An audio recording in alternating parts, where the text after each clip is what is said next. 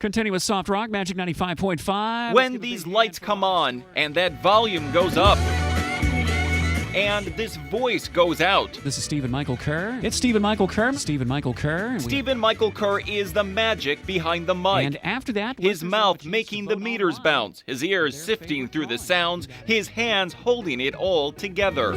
They know the voice, of course. Stop into one of their stores right now. They know my personality. Woohoo! You can tell I'm excited. They know the name. But what thousands of listeners probably don't know is that this veteran DJ does it all. Looking over the song list. Well, let's get a look at time saver traffic. Keeping a tight focus on traffic. We are going to have a cool night. Watching the weather. All without ever seeing a single thing. Most people are very amazed that a blind person can even do something like this. And his ability to play it all by ear. I do use my hearing a lot more. Has amazed, has inspired, and has caught the ear. Folder M, my music. Our ears are our eyes. Of blind student Sarah Litzler. I definitely want to make this part of my life. She's spent years training her voice. KLRN is pleased to announce. Taking every step. Tapping her way as a student across San Antonio College to learn how to become a DJ. But now, after listening to her teachers for so long, something she thought she'd never hear. And what did they tell you? They tell me no, that it's too visual, that I cannot take it. Cannot take audio radio production, a class the college says can't possibly accommodate blind students.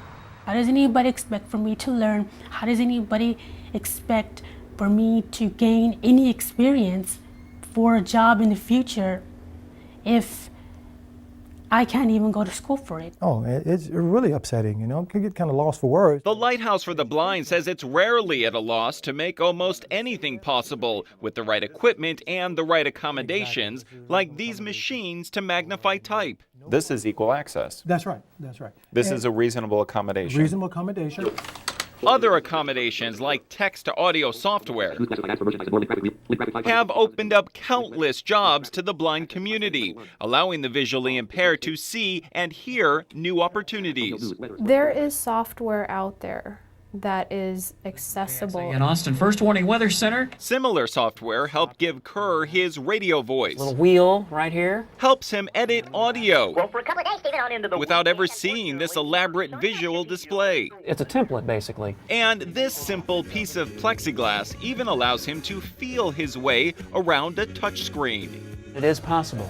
Is that reasonable? That's very reasonable. And reasonable accommodations are what the Americans with Disabilities Act requires schools to make for students like Sarah. If she's being told, no, you cannot do this, then yes, it is discrimination. The college wouldn't comment, except to release a short statement saying the school is sympathetic to her concerns and that it's working to explore other options. I do feel that I'm being discriminated against. While it still won't let Sarah into the audio production class, it is offering her an Associate of Arts degree without it. Because now I don't even know where I'm going. But until she gets equal access to every class, she believes that, Right now, Seals and Crofts. far from this production studio, Kelly Clarkson. she will be stuck in this room. Far from these controls, 7. Enter. she'll only know the feel of these keys. World for a chance to win tickets. And far from this mic, Tickets for the conference. her voice will never be broadcast beyond her room. I'm just tired of people telling me no. Somehow they're gonna listen.